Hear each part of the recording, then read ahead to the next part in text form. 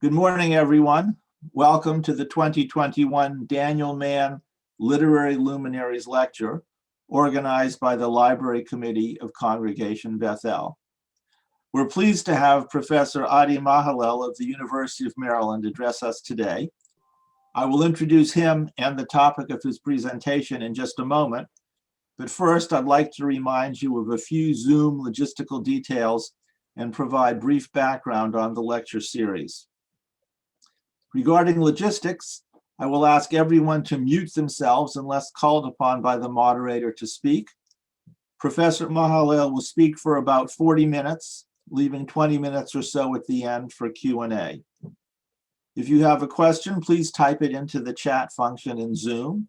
I will either read questions to our speaker or call upon individuals to read their own questions. One side benefit of this procedure is that it will help to ensure that questions are brief. I and your fellow audience members will appreciate questioners' restraint. And as I mentioned, we will be recording. The Literary Luminaries lecture began about 10 years ago, organized by the late Danny Mann of blessed memory. He conceived of the lectures as a vehicle for speakers who have enhanced Jewish literary culture in the Washington area. We've interpreted the term culture broadly. Past speakers have included scholars such as Peggy Pearlstein, then head of the Hebraic section of the Library of Congress, the founders of the children's book publishing company Carbon Publishing, the then editors of the Jewish Week, and cookbook author and Jewish food scholar Joan Nathan. More recently, we've turned to local universities for our speakers. 2 years ago, Professor Maytal Or of Georgetown University spoke on the Jewish other in Israeli Arab literature. Last year, Professor Michael Brenner of the American University spoke on the changing idea of a Jewish state from Herzl to Netanyahu. Today, Professor Adi Mahalel of the University of Maryland will address the role of the Jewish tavern in the works of Sholem Aleichem. Dr. Mahalel is visiting assistant professor of Yiddish Studies at the University of Maryland College Park. He earned his doctoral degree in Hebrew and Yiddish Studies at Columbia University in 2014, and previously a joint degree in Hebrew Literature and Humanities through the Ofakim Honors Degree Program at Haifa's University. Adi's interests include modern Hebrew and Yiddish literature, Jewish literature, Jewish American theater, Israeli culture, film and media studies, and the crossroads between culture and politics. He will draw on a recently published journal article for today's topic. Before we begin, Chazan Lubin has indicated he has a question. Do you want to ask the question now, Chazan, or save it for later? You can unmute if you'd like to.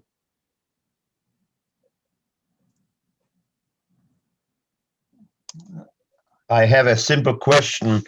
The surname intrigued me, Mahalel. And of course, there is a Mishnaic scholar by the name of Mahalalel, Akavia, the son of Mahalalel. And I wondered if you have any comment about the origins and roots of your name, Mahalel. Was it changed from Mahalalel? That's all I'm curious. You want to take it, Adi? Go ahead. No, thank you for the question, but it was not changed from Mahalel.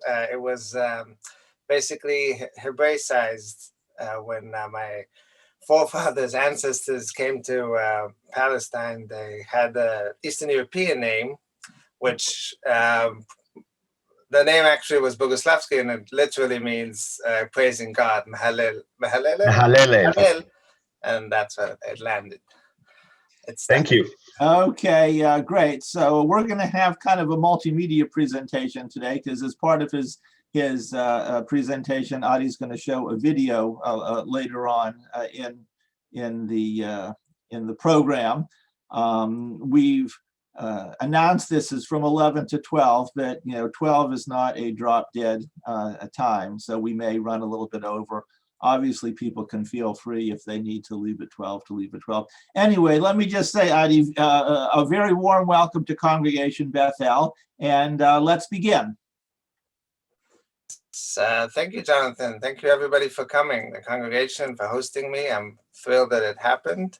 It's finally happening after years we've been discussing it, and now it's going on through Zoom, overcoming geographical boundaries. It's very nice. So my topic today is about, as Jonathan said, the taverns and the works of Sholem Aleichem, and I will show you a slideshow during my talk. So, and I'll be, yes, there's a video towards the end, and I'll be thrilled and happy to answer any questions you have after my talk. And yes, so it's the Tavern, the works of Sholem Aleichem with a Purim twist because of this time of year. Okay, so I'll begin. So taverns and similar public gathering places play various roles in the works of Yiddish writer Sholem Aleichem.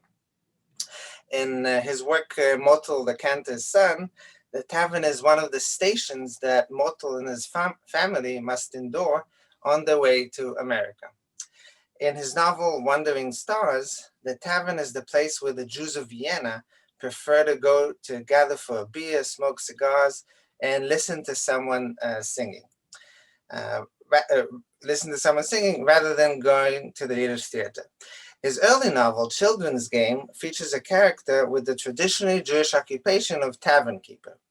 And also memorable is the amusing dialogue in the letters of Menachem Mendel and Sheina Shendel,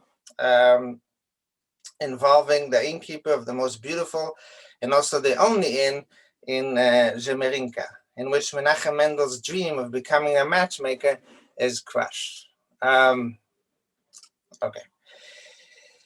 Through the lens of Sholem Aleichen's writing, this talk today explores the ways in which the tavern and its urban modern parallels function in his works. It argues that through his masterful talkative Yiddish prose, termed Jew speak by a renowned scholar, he created a unique spatial setting that symbolically mitigated the shock of modernity for the Yiddish public. Talking about, of course, Eastern European Jewry. The tavern, public drinking space, fundamentally challenges core familial and religious institutions, rendering it a threat to the main ingredients that constitute Jewish identity. While drinking inside a Jewish home is an integral part of the religious ritual, drinking at the tavern can be a gateway to sexual permissiveness and revolutionary politics. Sholem Aleichem used the tavern in his writings as a spatial literary device that juxtaposed traditional and modern sets of ideas and behaviors. This space corresponds with the way scholar Shachar Pinsker used the term third space to analyze the roles of cafes in the creation of modern Jewish culture. If the cafe is the quintessential modern diasporic Jewish space, a third space that mediates between reality and imagination, inside and outside, past and present, without the false promise of homecoming, okay, then the tavern would offer all that plus a carnivalesque atmosphere. If the traditional Jews in the small Jewish town in Sholem Aleichen's work experienced the transcendent power of Jewish myth through the holiday cycle and its rituals, then for him it was there and then that the carnival aspect of life broke. In contrast, the modernizing Jew who abandoned those traditional rituals regains in the tavern and its parallels a new set of experiences to replace them. So I ask some of the questions I'll be asking in this talk is, how did people talk about and within taverns about and within taverns in Sholem Aleichen's works? Who frequents the tavern? Who runs the tavern? What is their relationship to one another? How do Sholem Aleichen's taverns function compared to representations of taverns in other examples of Jewish and non-Jewish literatures. I argue in this talk that the tavern space plays a central role in Sholem Aleichem's works by the dynamic ways in which it encapsulates the chaos and insanity of modernity. So we're going to start by talking about the tavern in literature. The tavern commonly appears as a setting in literature. According to a recent anthology of drinking in literature, the tavern is a center of communal gathering, rival of home and church, male sanctuary from wife and children, corrupter of youth, site of sexual adventure, shelter of poverty-stricken, revolutionary breeding ground, and political club. So it's very multifunctional. One can find contrasting literary representations of the cultural and moral benefits of the tavern in society. English poet William Blake praised the tavern in The Little Vagabond for its cheerfulness and welcoming atmosphere, contrasting it to the cold, oppressive atmosphere of the church. He wrote, dear mother, the church is cold, but the alehouse is healthy and pleasant and warm. If at the church they would give us some ale, then the parson might preach and drink and sing, and we'd be happy as birds in the spring. On the other hand, Charles Dickens condemned the taverns for the negative effects on the community in gin shops a few decades later. And he writes, the gin shops in and near Drury Lane, Holborn, St. Giles, Covent Garden, and Clare Market are the handsomest in London. There's more filth and squalid misery near those great thoroughfares than in any part of this mighty city. So now we'll say a few words about the Jewish tavern in literature, specifically the Jewish tavern. Okay, so in Eastern Europe, for centuries before Sholem Aleichem was born, Jews traditionally held positions of tavern keepers. And somebody, Abe, asked me about my name. Well, one of the names in my family was Brenner, which is a traditional name for people who were occupied in producing alcohol and worked in taverns. Other names for that from that family is Weingarten, Weintraub, Weinberg, and Keller. All those names have traditionally have to do with the people who were working in the tavern business. And my wife found out recently that she has a tavern keeper, one of our ancestors. So that was a very common profession for Jews in Eastern Europe. So unsurprisingly, representations of Jewish-run taverns in literature from the region abound. In Adam Mickiewicz's Polish epic poem Pan to Deutsch, the architecture of the tavern run by the Jewish innkeeper Yankel is personified to represent the Jew himself. And I quote, in fine, the tottering inn you might compare to some old Jew who nods his head in prayer. The roof's his cap, his beard the untidy thatch, the dirty smoky walls his frock coat match, the ornaments, the tzitzis on his brows. And I think the translator made a mistake here and he meant to say payas, and he wrote tzitzis, but the correct translation is payas in this regard. Okay. And on the other hand, the Russian-Ukrainian writer Nikolai Gogol, who was one of the main literary influences on Sholem Aleichem, in his story V, Gogol gives the following description of a Jewish tavern. And I'll read. Despite the hot July day, everybody got out of the wagon and went into the low, dingy room where the Jew tavern keeper rushed with signs of joy to welcome his old acquaintances. Under his coat skirts, the Jew brought several pork sausages and, having placed them on the table, immediately turned away from this Talmud-forbidden food. They all settled around the table. A clay mug appeared in front of each guest. Since people in Little Russia once they got a bit merry, are sure to start kissing each other or weeping, the whole place was soon filled with kissing. So in this spatial setting of a low, dingy room, we meet the Jewish tavern keeper. He is well known in the region. He has old acquaintances who he welcomes with joy at his establishment. He runs his business well, with prompt service. However, his Jewish distinctiveness is clear both to him and to his non-Jewish customers. For him, there looms the danger of consuming the non-kosher foods he provides to his customers, described here as Talmud forbidden fruit. Another danger is sexual temptation. Drinking is expected to make the place merry and filled with kissing. For his clients, who include Cossacks and a Christian theologian on his way to combat a pagan witch, but no Jews, he never ceases to be the other, referred to by his customers as the Jew. Okay, so now we'll say a few words about the Jewish tavern in Jewish literature. We're focusing in gradually. From its earliest stages, we find depictions of the tavern space in modern Jewish literature.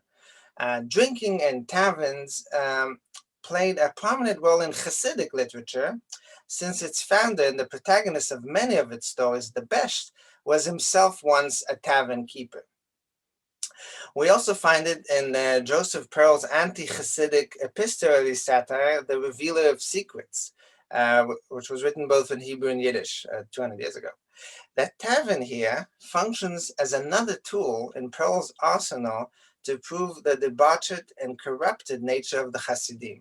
It is part of their terrain. In letter 14, the Hasidic protagonist reports of an attempt to conceal the identity of the Melamed, the teacher, who helped the Hasidim cover their tracks in order to hide from the landlord, which was referred to as the poets. After they tried to steal an anti-Hasidic book from him, the landlord's servant, recognizing the teacher, the Melamed, is persuaded by a friend of the Hasidim to go to a shenkois, a tavern house. Shenkois is one of the words in Yiddish for tavern. Another very common word is kretschme. So we have that play between those, and we'll see later on how it's used. And this shenkois, this tavern house, is run by another chassid, the shenkir. That's the tavern keeper, who gave them fish and a few glasses of mead. They ate and drank to their heart's content. And while the servant was drinking, the teacher fled to the cellar, and from the cellar to the outside. After the servant noticed the escape, the tavern keeper gave him 2 rubles, of course the Russian currency, from the charity box to keep him quiet. The Hasidim also assumed the servant wouldn't talk out of fear his master would find out that he was drinking in a tavern while he should have been fulfilling his duties. Okay. Now, the common stereotype held by Eastern European Jews of the Gentile working man who comes home drunk and is violent towards his wife appears throughout modern Yiddish and Hebrew literature. From Peretz to Bialik and beyond. For example, Bialik's Hebrew poem, Jacob and Esav, from 1922 itself is an adaptation of a popular Yiddish song called Geit the Goy in Schenkelerein. It includes stanzas that alternate between negative depictions of the drunken goy. I think I have it in English. No, I'll read it in English. So it alternates between negative depiction of the drunken goy, so who to drink he must, for that what makes him a goy. And the Yiddish is trinken muss weil is a goy. Or the Hebrew lishtot chayav ki el ken hu goy. And that contradicts the pious Jew. The pious Jew who wakes up early to pray, gives his creator praise and glory, which in the Yiddish is davnen muzer, weil is a Yid. because he has to pray because he's a Jew. And the Hebrew, the Bialik's rendition is El Tzur Chayav Lehodot Chayav Kishmo Yaakov. He's Jewish. Okay, so Bialik, whose father, the Bialik, the renowned, of course, Hebrew poet, whose father ran a tavern, very sharply contrasted the piety of his father to the piggish drunkenness of his customers in his poem Avi, My Father, from 1928. And I'm using this illustration from Hogarth because I think it illustrates nicely what Bialik is trying to convey in his writing, including, but he adds the contradiction to his father. Okay, so I'll read a few lines from Bialik. Between the pure gate and the tainted shuttled, the cycle of my days. The sacred wallowed in the gross and innocence in squalor. In the cave of human swine, amidst the foul pollution of the tavern, through vapors of detested draught and sickening mists of smoke, behind the casks of liquor, above his yellow parchment book, appeared to me my father's face, the skull of the martyr. Around us were the drunkards and the gluttons splurged in their vomit, monsters with leprous faces and streams of defiling tongues. So we see it a very clear contradiction, which and if you want, and this is in the Hebrew, I can read it 2 lines from the original.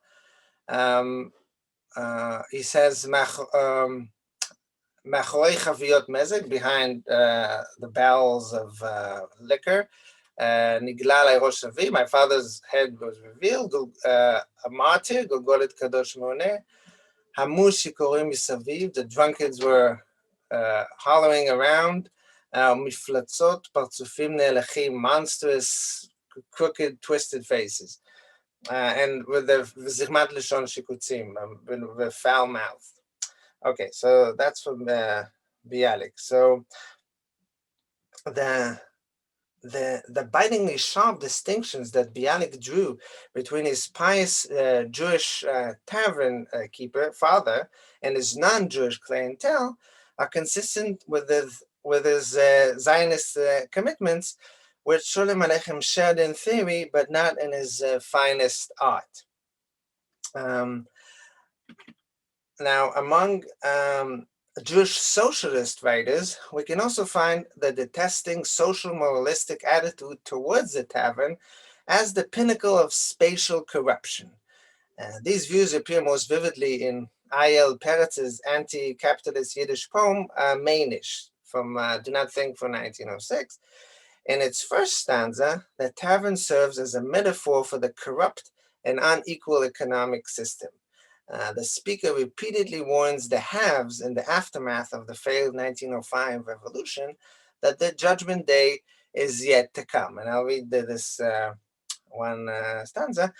Do not think the world is a tavern, created so you can make a way for yourself with your fists and your nails, to the tavern barrel and gorge and booze with others, looking from afar with glassy eyes, fainting and swallowing their spit and pulling together their bellies, quivering with cramps. Oh, do not think the world is a tavern.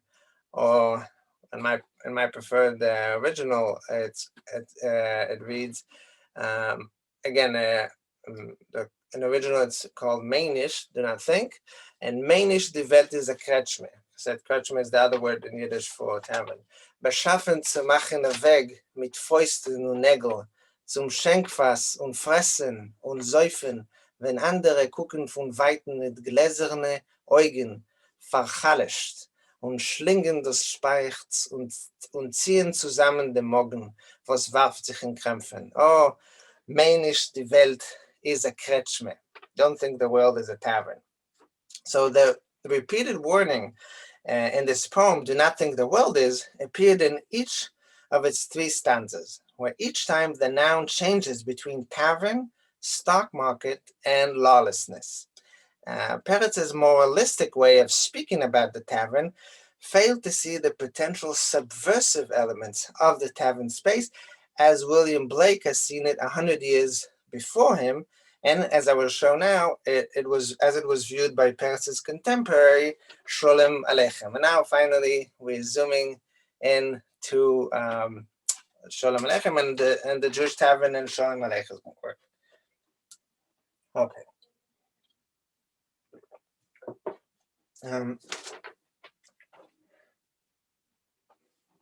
Taverns play a pivotal role in one of Sholem Aleichem's best-known stories, called the ferkishefter Shnayder, the Enchanted Tailor, from 1900. In the story, an impoverished tailor who bears the unusual name Shimeneli Shmakulenu, which means both hear or be heard my God, and the second part, hear our voice. So this Shimeneli is sent by his boss wife, Tzipe Beile Reize, to the neighboring town to buy a goat. His small hometown of Zlodievke, a recurring place name in other stories by Sholem Aleichem, and its surrounding grotesquely named towns like Chaplapovich, where the Chaplap means haphazardly in Yiddish, and Kozodoyevke, that's the neighboring town where he's headed to, and Kozo literally means goat. These places are all part of a fantastical Ukrainian geography created by Sholem Aleichem as part of what scholar David Rosk has termed a stylized folk narrative. Now, Shimeneli is a comical figure expressed by his speech, which is full of misquotations and twisted expressions, in many ways somewhat similar to Tevye from the Fiddler on the Roof fame. Shimeneli he's no world traveler. Leaving his familiar shtetl space for the next town to get the goat is a novel experience for him. On the way, he has to withstand the dangers of the chaotic outdoors. He meets his biggest challenge on his journey when he stops at his cousin Dodi's tavern. This tavern is introduced in the beginning of chapter 3 as follows.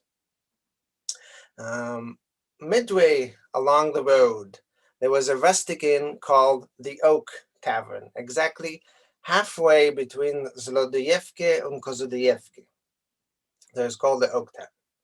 And this tavern exerted an irresistible force.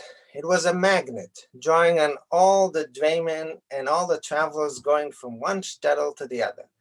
You just had to stop at the Oak Tavern, if only for a minute or two. This mystery has never been solved. Some people say that Dodi, the tavernkeeper, was a very charming and hospitable man. If you had the money, that is, you could get a proper schnapps and the finest snacks. Okay, so this tavern, a country inn located midway between the twin shtetls, mystically attracts travelers from town to town. There are hints of the dubious business Dodi does on the side that provide him with extra income beyond what he earns from running a successful inn. So Dodi never deals with stolen goods themselves, but seems awfully chummy with all the infamous robbers. Dodi is wealthier than his cousin, a situation which contributes to the social economic confrontation that drives the plot, and as scholar Dan Meron points out, eventually leads to Shimeneli's mental devastation and death.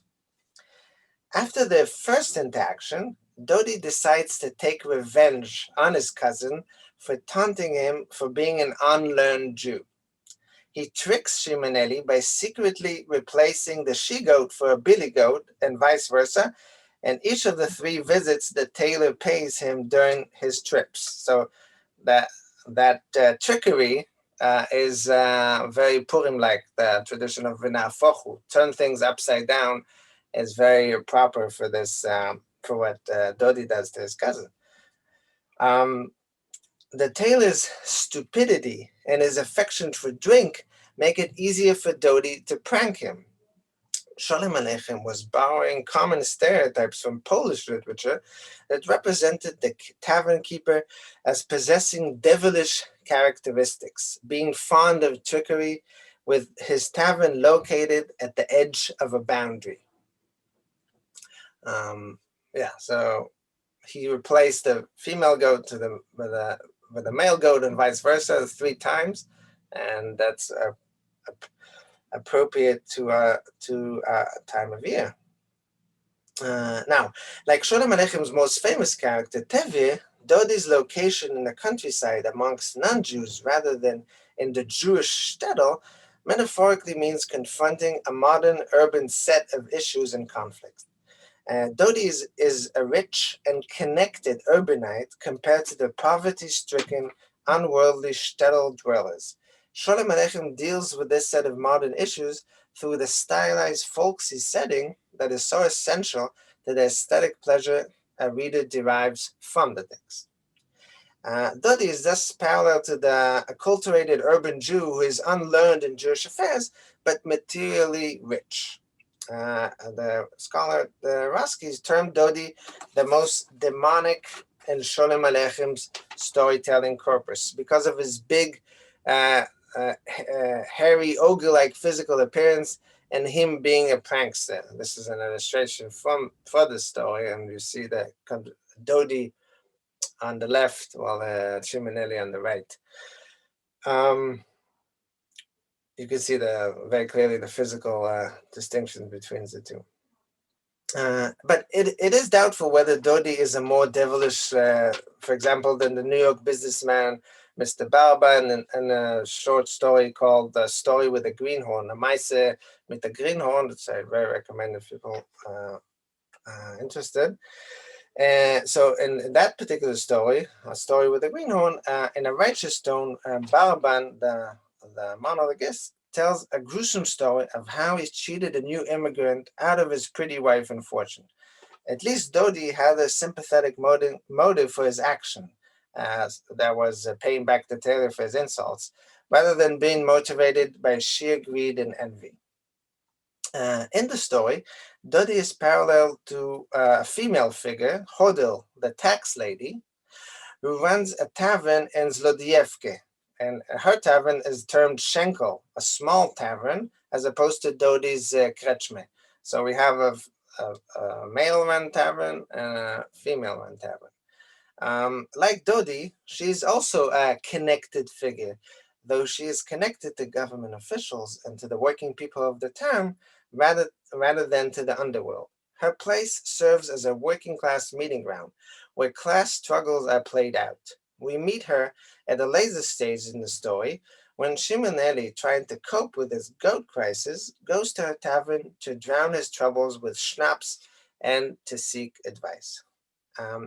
Hodel tells him a parallel version of his escaping goat affairs involving her aunt Perl trying to get hold of an elusive ball of cotton. Her tavern enhances the sexual drama at the core of the story, which includes many male-female contrasts. The he-goat, she-goat, the Shimonelli versus his wife, Tzipi Belareza, etc. Shimonelli dismisses her story by misquoting the Talmudic verse, Nashim datan kala, women are light-minded, wrongly attributing it to the Bible.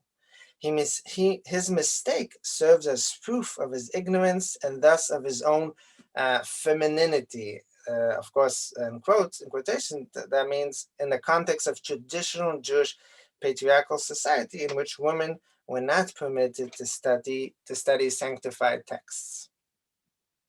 For in Hodel's story lays a warning for the tailor himself. The cotton ball began chasing her aunt until she eventually suffered a mental breakdown. So whether it is the Enchanted Country Inn or the working people's shtetl tavern, both taverns embody the nihilist, chaotic terrain in Sholem Aleichem's works, a thesis established by Miron. He sees the Enchanted Tailor, the story, as an important first step in the anti-progressive, pessimistic trend in his works. Now we'll turn to another story. The story, a Mensch from Buenos Aires, a man from Buenos Aires, Sholem Aleichem gives voice to his most immoral and ruthless character, worse than Vagabond and Dodi, that of a top operate in an international sex slavery crime syndicate.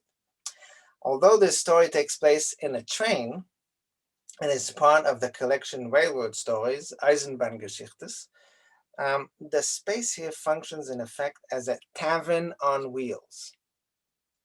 The naive narrator in the story tells at first how he and the man from Buenos Aires warmed up to each other.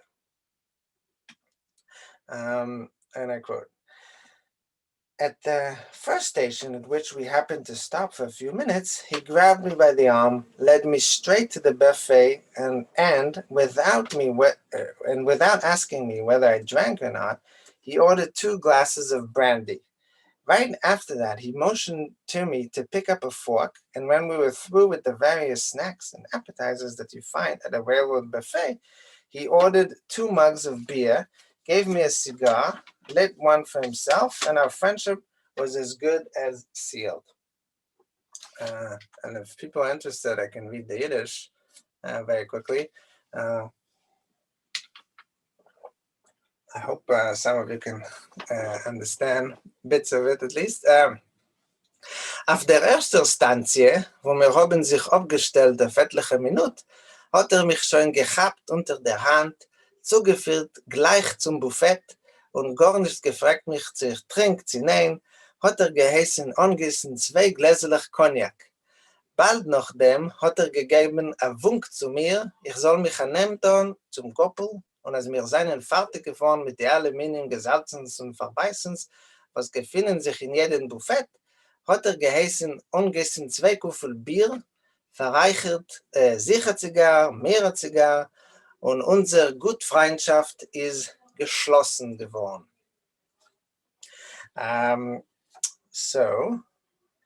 Thus, with brandy and beers and cigars consumed in the railroad station buffets along the way, and I must note that the pair makes 2 more buffet stops. The passengers even receive a booklet with the mapping of the station buffets, which maybe is a good idea for Amtrak to adopt. The man from Buenos Aires created the spatial atmosphere of a familiar tap room that puts his companion at ease.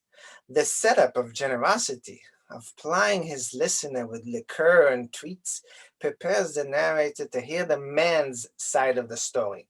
It is one of several methods used by the wealthier man from abroad in his attempts to win over and legitimize his abusive and non-normative line of work in the eyes of the narrator.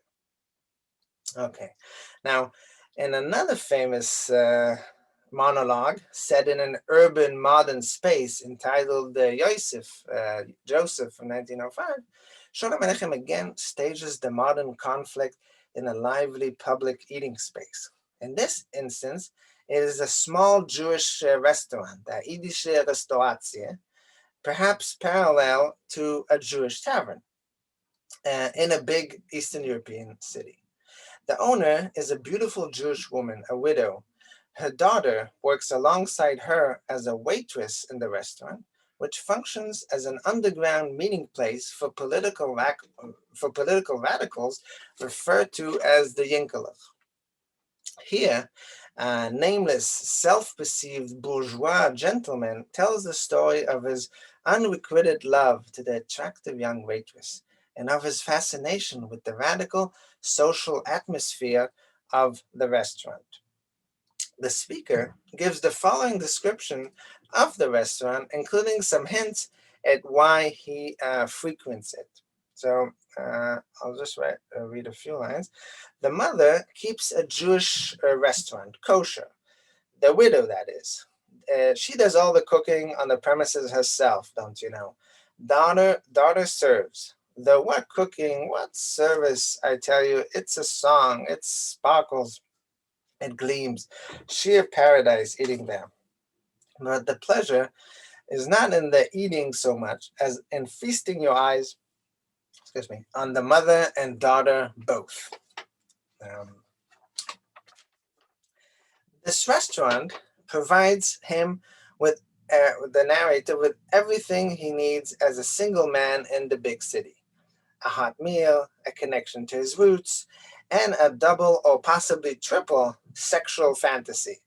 He can feast his eyes on an attractive mother and daughter pair while feasting on tasty and familiar foods. The fact that the speaker who brags about how well he does in business chooses to frequent such a lowbrow establishment says a lot about him and his motives.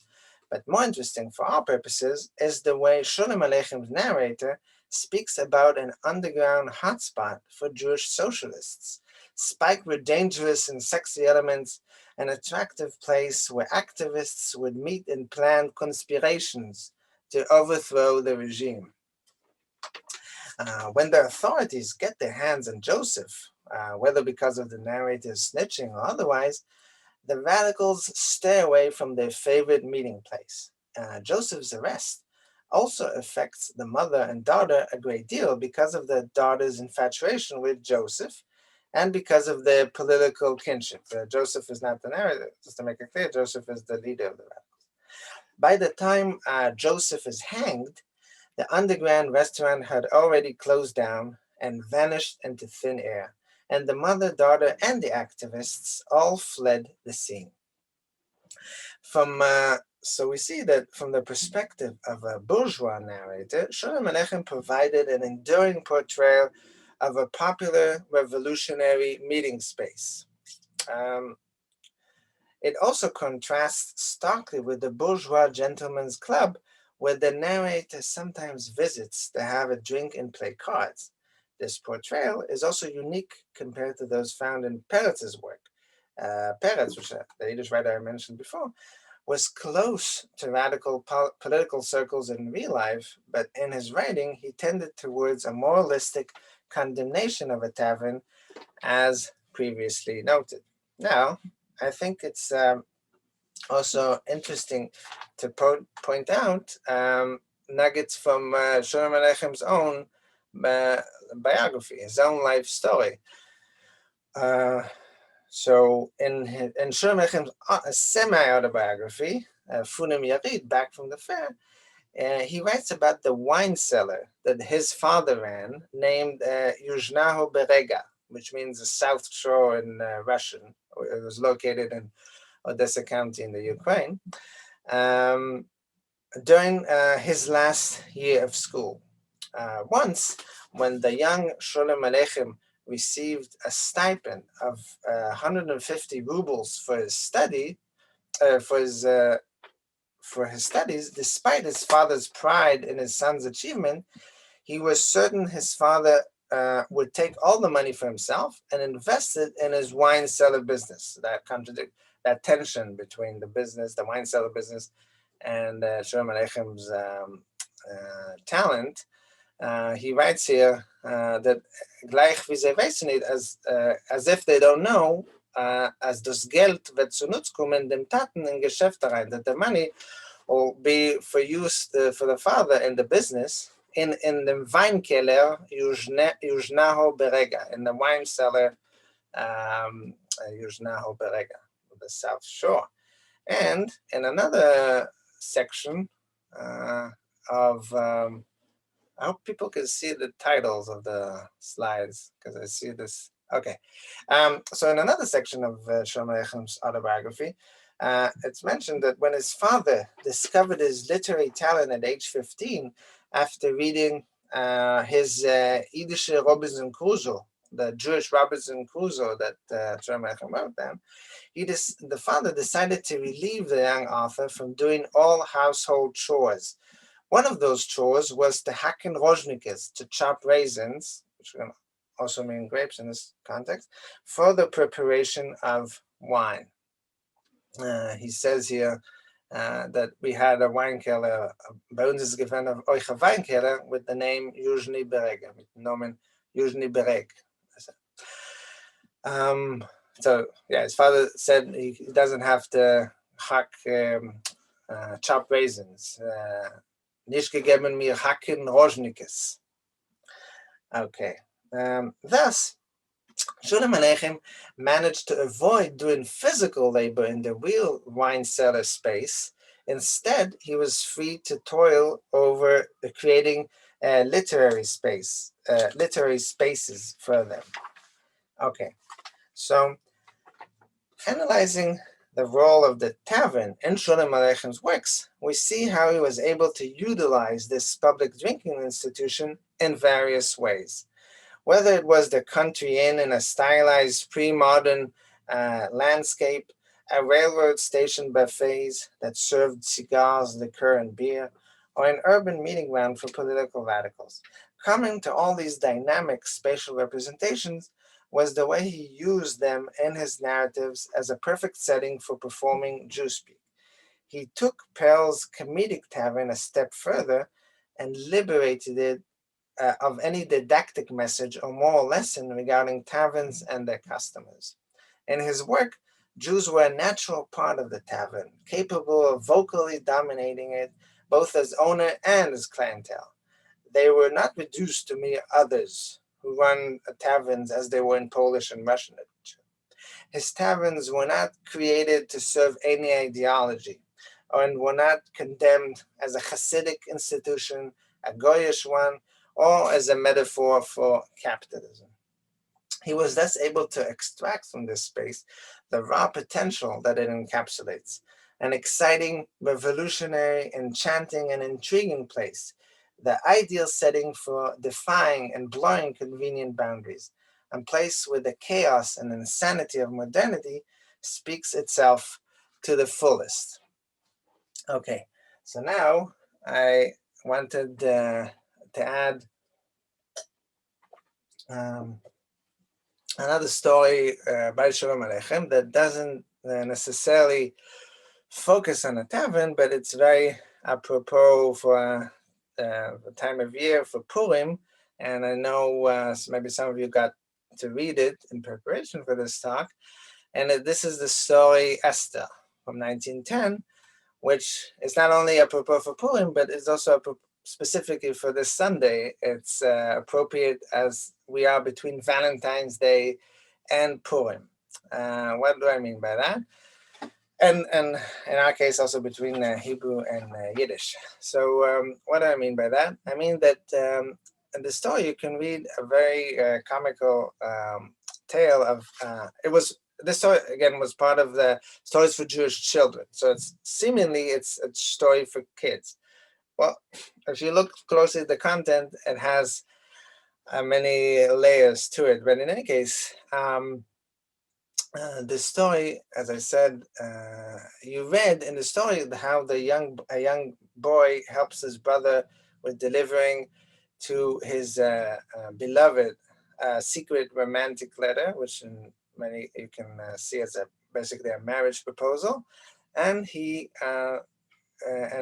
and at the same time to her father, the Hebrew teacher rabbi, he sends a mishloach manot, shlach moines, with a few coins of money. Now, what he does, of course, is what the brother does is comical, but also dreadful in many ways. But in any case, you read, I'll get to that in a second, but before then, you read in the story how the letter, I want to focus for now, the letter, the older brother of the narrator, the narrator, we don't know his name, but the letter of the younger brother that he delivers in the name of his older brother Motel to his secret love called Esther. So you read in the translation, which is pretty decent. There was a young man. This is the letter. There was a young man in Shushan village. His name was Mordechai, and he loved a maiden called Esther. And the maiden was beautiful, charming, and the maiden found favor in his eyes. The maiden told this to no one because Motel had asked her not to. Every day, Motel passes a house to catch a glimpse of Esther. And when the time comes for Esther to get married, Motel will come with her under the wedding canopy. Again, this is a very decent translation. I'm not putting it down in any way. But I do want to point out that what he does, Motel, is kind of gets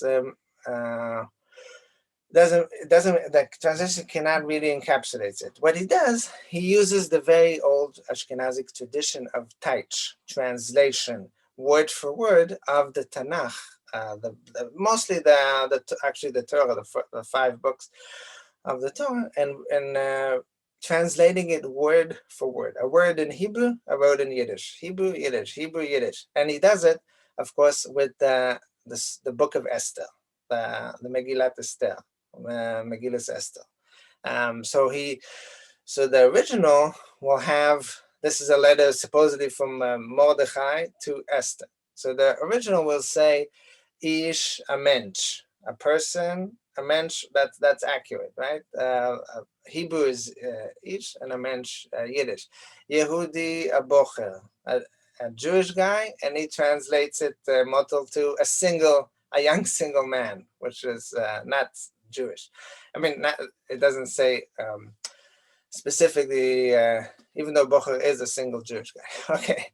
Haya is given, B'Shushan Abire, and at the capital Shushan, and then he translates it motel as by uns in Shtetl, in our Shtetl. So motel, and in many ways, uses this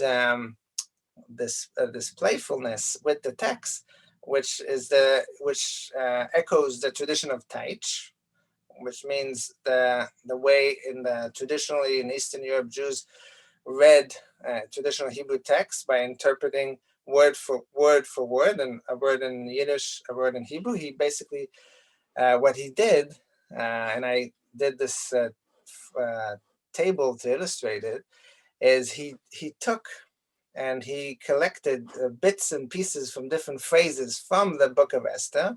A little bit from, we are in chapter 3, so a little bit of the phrase, chapter 2 or 3, I didn't write it down.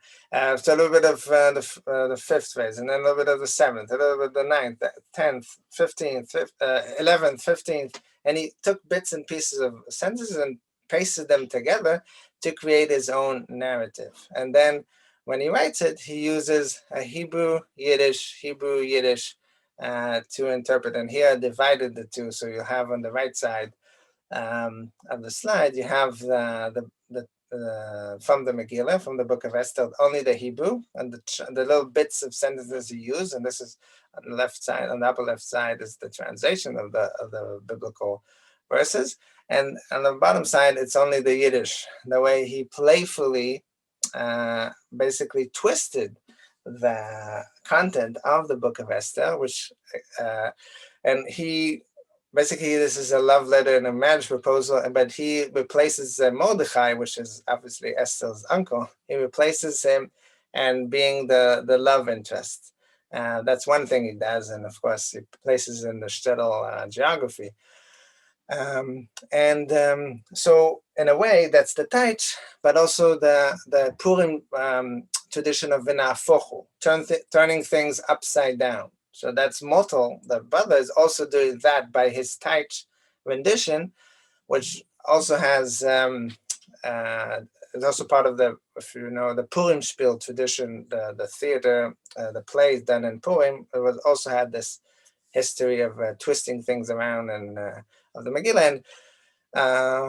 And basically, a few decades after Sholem Aleichem, the Yiddish poet Itzik Manger very famously wrote a cycle of poems based on the Book of Esther, but made it into Yiddish poems that take place in Eastern Europe. So we see, but about the VeNahafokh tradition, the turning things upside down, about the story itself, we have, I said that Motel, the older brother, kind of reinterprets the Megillah for his own purposes, makes it useful for his own life. And that's one VeNahafokh, one turning things upside down. But the main character, the younger brother, the narrator of the story, is the one who turning things upside down, because he switches on purpose the letters and gives the father the love letter intended for the daughter, and gives the daughter the money and the mishloach manot intended for the father. Intended intended for the father. So that switch is obviously also turning things upside down by the younger brother, who keeps saying that's not the kind of guy I am, but he is pretty in a kind of devilish way disrupts very severely his brother's life, because that marriage is no more, and Esther's depressed and takes her own life, and his brother is marrying a different woman. In any case, and this VeNahafokh, turn upside down, is not so unlike Dodi that we saw between the she-goat and the he-goat. So we have that, the Purim tradition. I'll be happy to answer more questions about the story if you want in a question and answer part. I want now to turn to dramatization of the story that I talked at length about, called ferkishefter shnayder, the Enchanted Tailor, that was done in American television in 1959. Maybe some of you know about it. Yeah, Adi, excuse me, I don't want to be rude here. I'm just conscious of the time, and if I may, I would like to suggest that we take a few questions first, Okay. because there are a few people been waiting, and then we can go to the video, and those who were able to stay around for the extra can do that. Absolutely. So I'll take the prerogative of the narrator, of the moderator here. We've got a couple of things in the chat. One of them is simply a request for the slides from someone who's a beginning student of Yiddish and will be very interested in getting a copy of the slides and translation. If you can provide those to me afterwards, I can pass them around.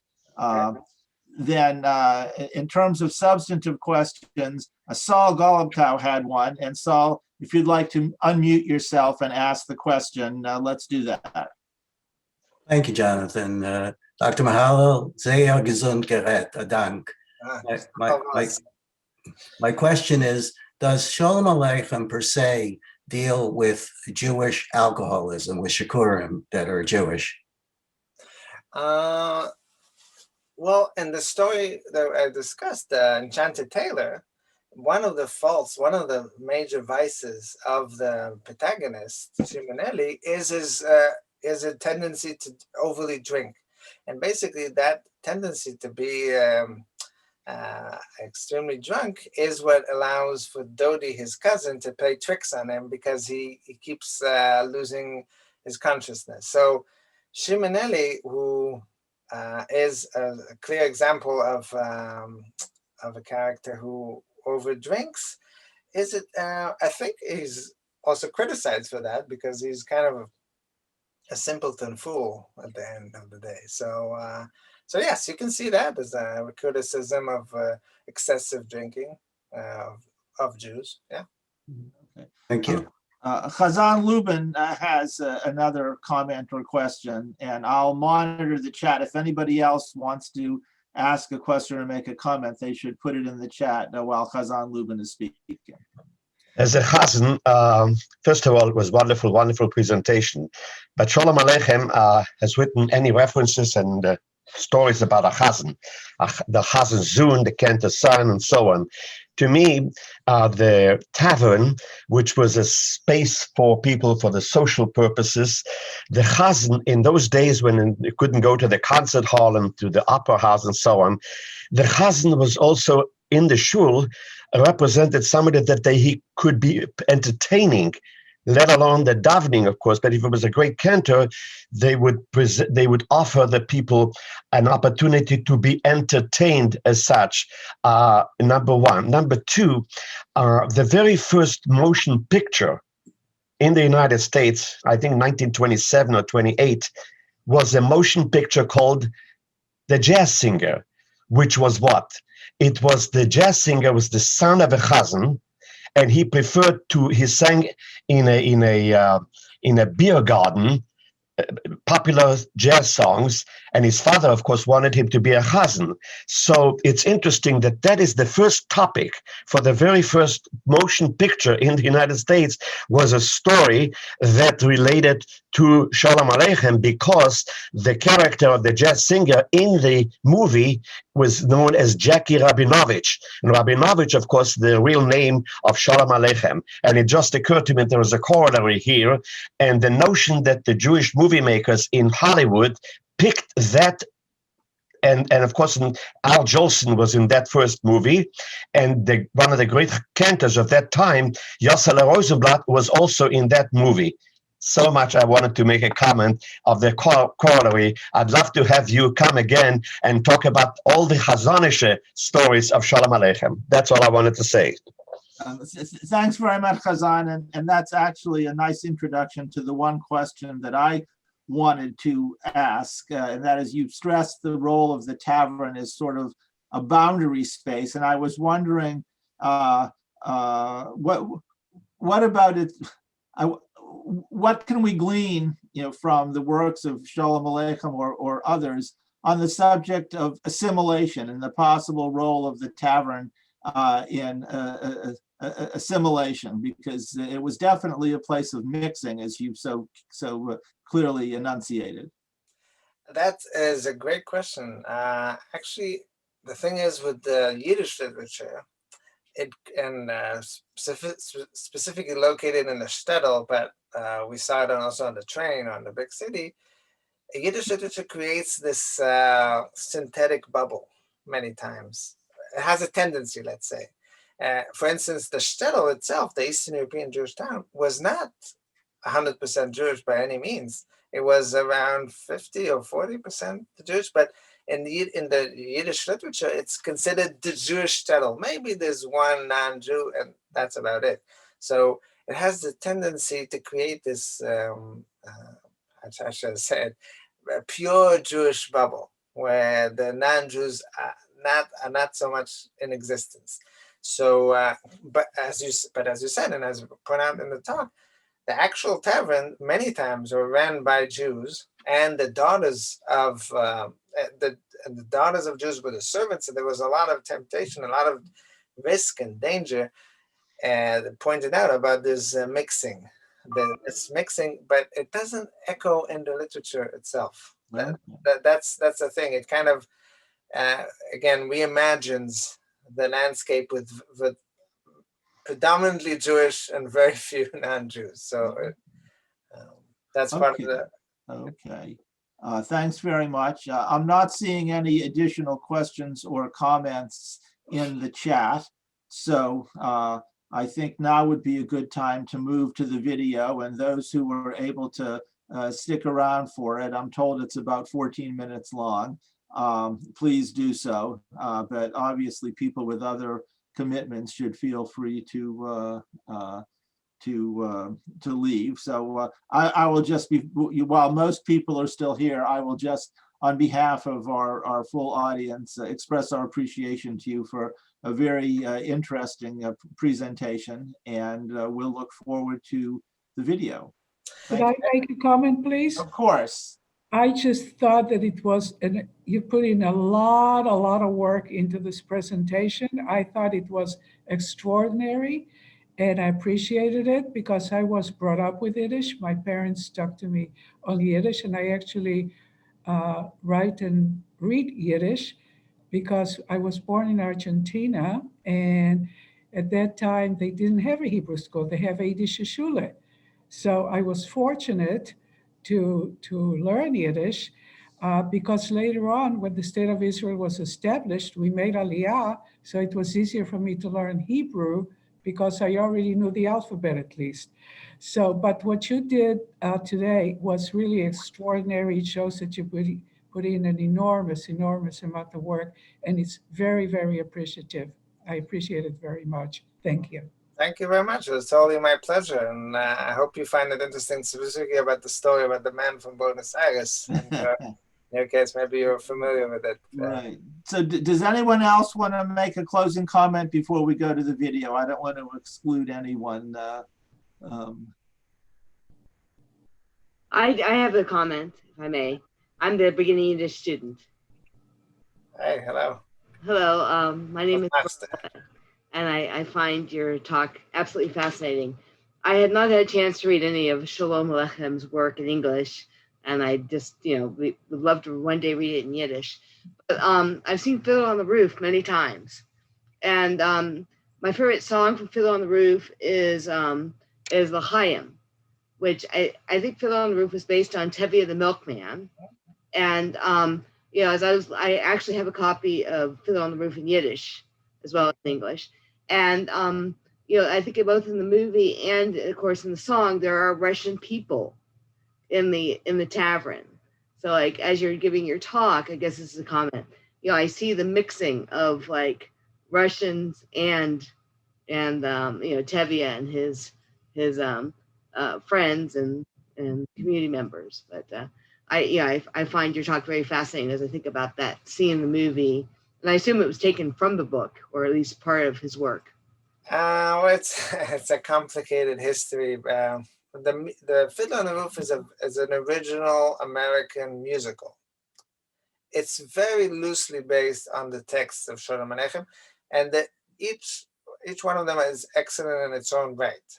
But Fiddler on the Roof had something to say about being an American Jew, the experience, and what do you call interfaith marriages, and all those issues that were very relevant for American Jews at that time. The original, of course, is again a series of monologues, text. There's no music. There's no songs. And it's from the point of view of Tevye. So it's a very, very different things. And yes, if you're interested about another movie, there's in Yiddish from the late 1930s, called Tevye, and it only focuses on the story about his daughter who is marrying a non-Jew.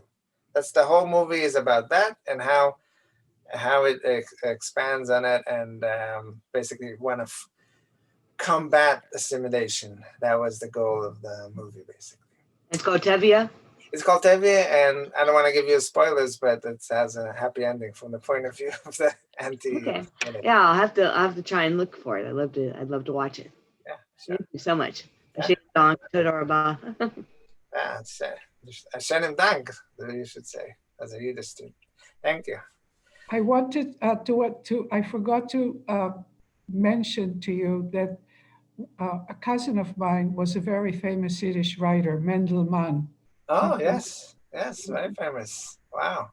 Yeah, so I forgot to mention that. Yichus. That's Yes. Very nice. Wow, he's a known writer, of course. And is your last name Mann too? Or? No. But his last name was Mann, and he became so famous actually that he was invited to go to Paris, France, and write from there as well. But originally was from Poland, and he wrote there, but he also wrote mainly in Israel. Yes. And then he was invited to Paris, to France, and he continued to work there. Oh, wow, that's fascinating. Well, thank you. Any other questions, or should I start with the video if there aren't any? I want to show this, as I said before, the dramatization of the Enchanted Inn, the ferkishefter, the Enchanted Tailor, excuse me, the ferkishefter shnayder, and I want you to see it, and we can discuss it after the video is shown. So, and if there's any no more questions, I'll just turn to that. Yeah, now let's turn to that, because this has been very, very interesting, but the time is running on. Yes. Okay. Thank you. Wait a second. Okay. So I'll go forward a bit to be just the 14 minutes. First, the Bilam, a Hebrew teacher. His good wife, Ripla. Their great advisor, Rabbi David. And their goats. But you want to see a goat? What's so special about a goat? A goat is a goat. Well, so one day, Rabbi David, the wisest man in all of Helm, I'll fast forward a bit to that when they actually interpret the text. Now they have a series of other guys. What can you say about a goat? A goat is a goat. And this goat was not even from Helm, but from the next village, which was famous for its goats. And that's the point of the whole story. So one morning,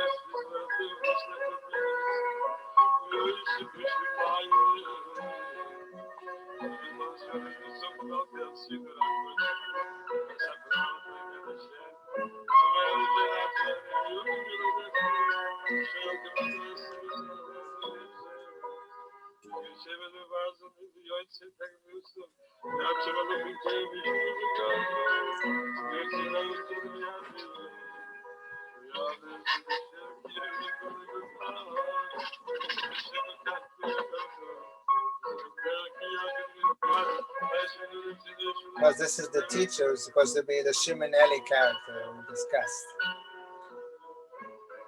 And that's his wife, supposed to be Bele Reis. So how would you like lenses for supper tonight? Lenses? Lenses tonight? Why not? Why should we scrape and scrimp from morning till night and deprive ourselves all our lives? Here, take the money we saved. Go to the next village, get a goat. Tonight, we'll have lenses for supper. I'll go this minute. Not so fast. Remember with the chicken? Of course I remember. So this time, a goat. Naturally a goat. And please, a female goat that gives milk. Does milk come from a billy goat? Does a pitcher of water lay eggs?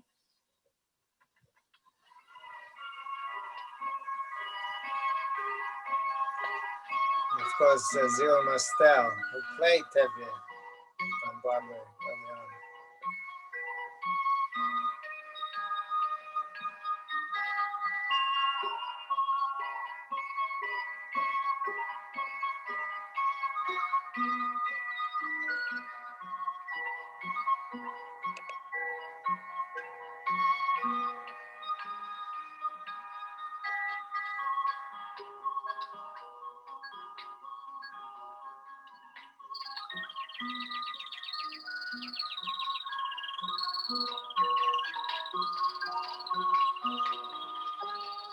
On the way, he stopped off at an inn which was run by his friend Dodi.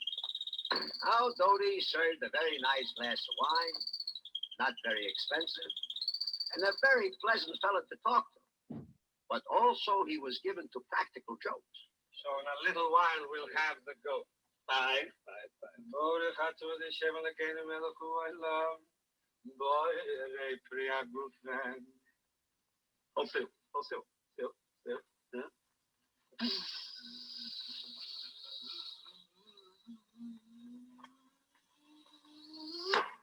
What is it? Hold still. Zip. What was it? Nothing. I thought it was a fly. It has a shame of the kind of metal for boy, I pretty good friend.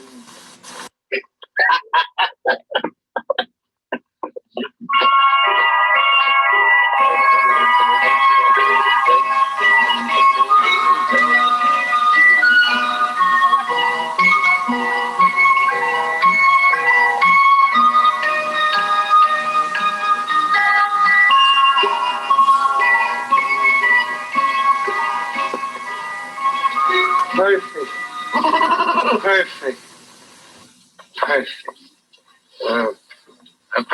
A perfectly shabby-looking animal. It's a wonder it's standing on its legs at all. And the eyes. You should see so good. This morning a man was here. He offered an exchange for a goat cow. I turned him down. Should only live till I get her home. 60 zlotys. As a matter of fact, she's not for sale. 100. 100? Well, in that case, I'm going. Goodbye. 65. I shouldn't stand here talking to you. My children are sick. 90. 90. I think I hear one of them crying. You better go in. 70. All right. All right, we'll call the whole thing off. 80. 80. Well, I'm going. My wife will wonder what happened to me. 75. Sholem Aleichem, 77. Aleichem Sholem, 76. Sold. I see you're a man who appreciates value. All right, all right. But there's no doubt that this is a she-goat. But you said a goat for milking. You think I'd sell you a billy goat? Of course not. She'll give at the very least a pail of milk a day. Goodbye, Malcolm. Malcolm.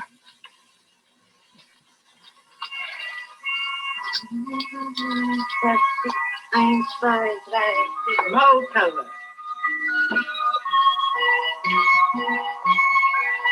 Come, Malcolm.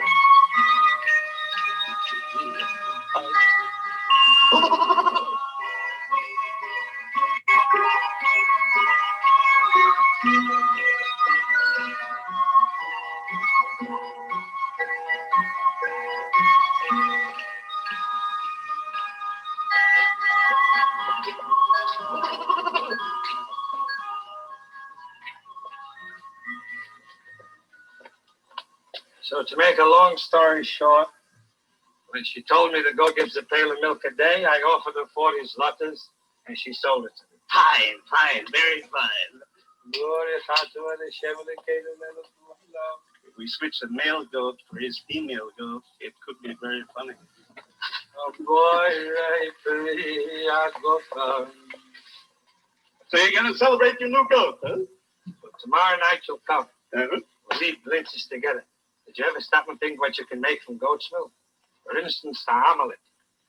An omelet is an omelet, but from goat's milk it's a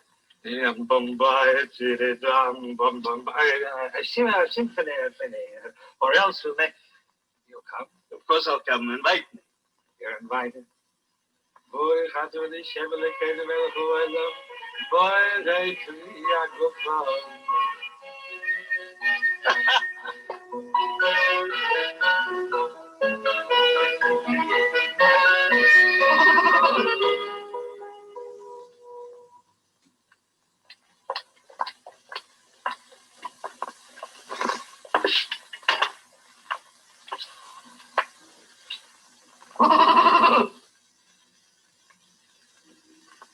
A malamed you have to be. You milk the goat. What's the matter, Rivkala? A pail of milk a day at least, she said. Maybe a pail a day, but not milk. The billy goat. A genuine female, she said. Enough. Take it back already. Bring back what I sent you for. A female goat that brings milk.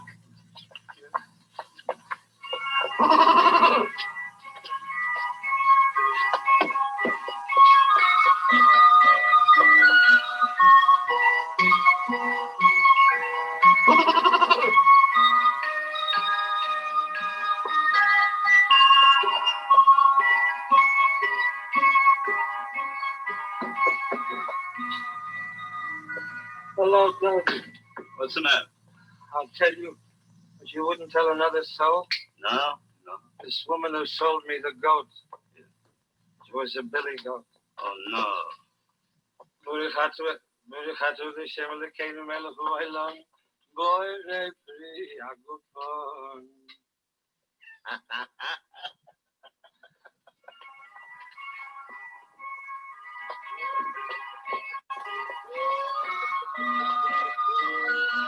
Here, give me back my money. Just a minute. What's the difficulty? Listen, do I look like a child? Does it strike you I was born only yesterday? Please, Malamed, I'm a busy woman. So if you're a busy woman, give me back my money and take back your billy goat. What? Where are your eyes? Never mind. I trusted you. I paid you the price you asked, and you do this to me. I won't say another word. Watch.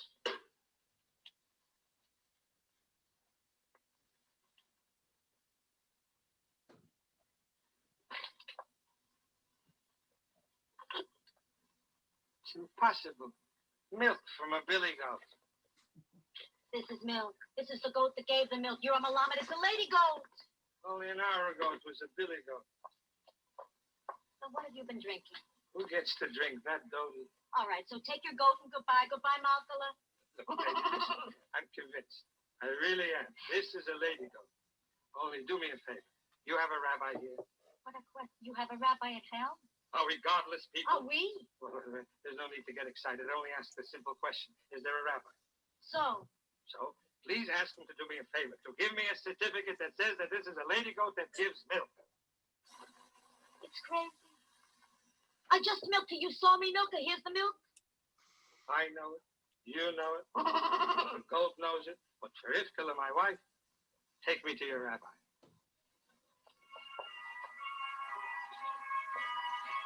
On the way back, he stopped off at Dodi's. And Dodi, once again. So, when the Malamed got back to his house, I'm speechless. Absolutely speechless. For the first time in my life, I don't have a word to say. What did I do, Rivkala? Nothing. Not a thing. Only do me a favor. The next time I send you for something, don't go. You said a goat that gives milk. This is the goat. I saw the woman. Please, not another word. It's a billy goat. Impossible. Listen to that poor goat. Not only is it impossible, but I have a certificate here that says that this is a lady goat that gives milk, signed by 3 expert witnesses, including the rabbi.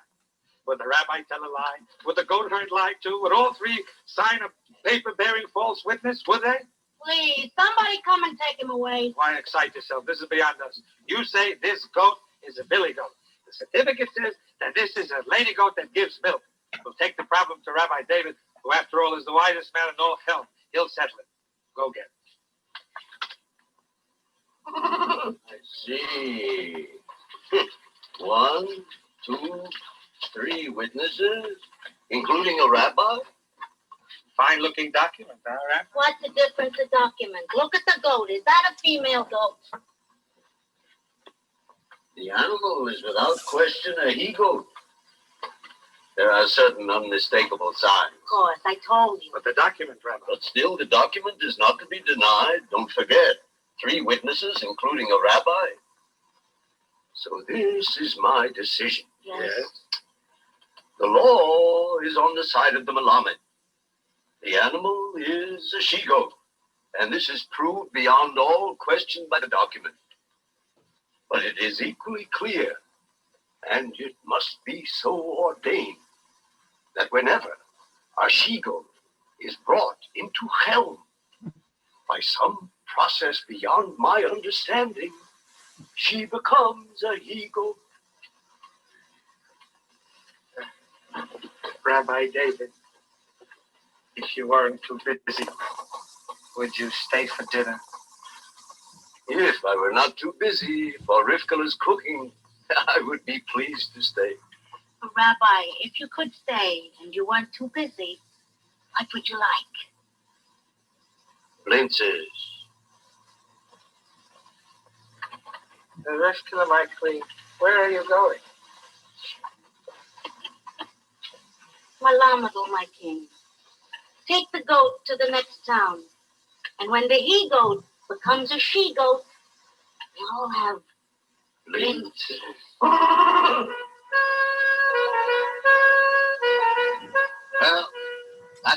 Yes, so that's that was this dramatization. You saw that there's various differences we can discuss. Of course, as I mentioned, Zero Mastel as the Melamed, Nancy Walker with his wife, and the rabbi, if interested, was played by actor Maurice Karnofsky, who was in many movies, and his start was in the Yiddish Theater in New York. So he was very familiar with that well. Thanks very much. We really only have another minute or two left. Perhaps you could just remind us of where this was made and where it was initially shown. I think you indicated it was made in 1959. Yes, so it was a play that was originally on the Broadway stage. In the 1953, I think there was the premiere, and around that time, and they had the play of the week on American television, and it was a public channel. And most of the cast from the stage was also brought into this TV rendition, yes, from 1959. And this play was in many ways a precursor to Fiddler on the Roof, and so on and so forth. So there's many things you can say about the differences. And what was interesting was for us, of course, is the whole notation of the story, but specifically of the tavern and the switch, VeNahafokh, the switching. And how they did it. So I think that's